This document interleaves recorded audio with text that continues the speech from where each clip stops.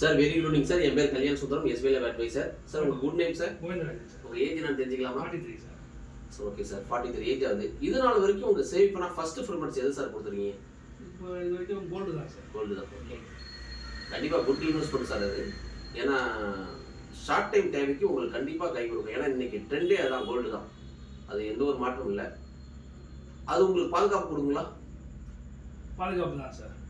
ஏன்னா தேவைப்பட்டா டக்குன்னு ஒரு செகண்ட்ல வித்து கூட அந்த நான் பாதுகாப்பு இல்லை. அது நீங்க லைவ்ல இருந்தா இருந்தா ஒரு பேக்கப் மணி மாதிரி இருக்குது. பேக்கப் மணி தான். ஓகேங்களா? நான் என்ன சொல்றேன்னா பொட்டேஷன் பாதுகாப்பு இல்லை சார், அதுக்கு தான் நம்ம பாதுகாப்பு தரும். ஓகே ஓகே, கண்டிப்பா. இன்சூரன்ஸ் சார், ஆயுள் காப்பீடு என்ன சார் நினைக்கிறீங்க? ஒரு மனுஷனுக்கும் இன்சூரன்ஸ் அவசியம் தேவை சார். கண்டிப்பா. நீங்க 43 வயசு ஆகுது, இது வரைக்கும் இன்சூரன்ஸ் எடுக்காம இருக்கீங்க.